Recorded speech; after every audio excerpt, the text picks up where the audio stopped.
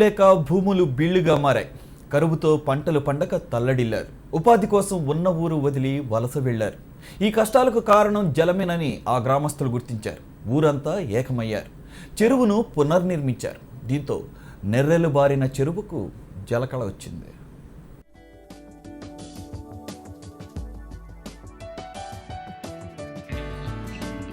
ఇది ఆదిలాబాద్ జిల్లా తానూర్ మండలంలోని మసంగతండ. ఇది ఎత్తైన కొండపై ఉన్న గ్రామం. ఇక్కడ దాదాపు 300 మంది నివాసం ఉంటున్నారు. ఈ గ్రామస్తులు పంటలు పండించాలంటే వర్షాధారమే దిక్కు. ఉన్న చెరువు ఒక్కటే, అది కూడా చిన్నగా ఉండేది.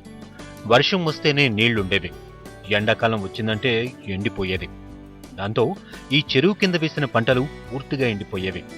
పోనీ బోర్లు వేసి పంటలు పండిద్దామంటే 300 అడుగులు వేసినా కూడా చుక్క నీరు రాదు. వ్యవసాయంలో నష్టాలను భరించలేక కొందరు రైతులు పక్క గ్రామాలకు కూలీకి వెళ్లేవారు. అయితే పంటలు పండకపోవడానికి కారణం నీళ్లని గ్రామస్తులు గుర్తించారు.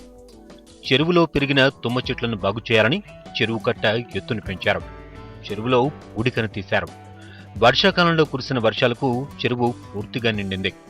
దీంతో ఈ ప్రాంతంలో దాదాపుగా 3 కిలోమీటర్ల మేరకు భూగర్భ జలాలు పెరిగాయి.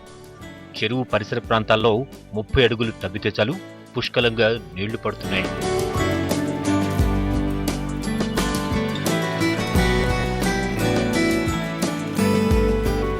ఒకప్పుడు నీళ్లు లేక పంటలు కోల్పోయిన రైతులు భూగర్భ జలాలు పెరగడంతో చెరువు కింద బావులు తవ్వారు. లక్షలు పెట్టి బావులు తవ్వినా నీళ్లు రాలేదని, కానీ ఇప్పుడు చెరువు మరమ్మతులు చేయడంతో నీళ్లు బాగా వస్తున్నాయని చెబుతున్నారు.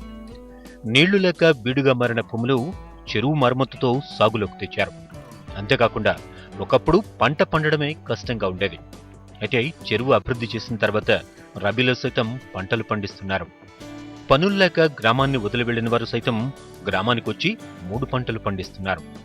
నీరు పుష్కలంగా ఉండడంతో మొక్కజొన్న, వరి, పత్తి, జొన్న పంటలు పండిస్తున్నారు. ముందు చూపుతో జలాన్ని కాపాడుకుంటే వ్యవసాయంలో అభివృద్ధి సాధించవచ్చని మసంగతండా బస్సులు నిరూపిస్తున్నారు. ఒకప్పటిలాగా బోరుబావుల కోసం లక్షలు పెట్టాల్సిన అవసరం లేదని చెబుతున్నారు. వ్యయం కూడా తగ్గిందని, వ్యవసాయం కూడా లాభసాటిగా ఉందని రైతులు అంటున్నారు. బోర్లు కొట్టినాం, ఒక నీటి సుక్క పడతలేవు. అయితే మేమేం చేసినామంటే చిన్నగా నూతులు తోడుకొని అవిటితో మేము పంటలు తీసుడు మొదలుపెట్టినాం. దాంతో కొంచెం పంటలు కొద్దిగా పర్వాలేదు. అది 1 గంట 2 గంటలు నడుస్తున్నది. మరలా తెల్లారి ఇంకా ఒక 2 గంటలు నడుస్తున్నది. అయితే దానికి రోజు ఒక ఆదాయకరం నడుస్తున్నది సార్. అయితే ఇట్లా మేము మా కాలం కొనసాగిస్తున్నాం.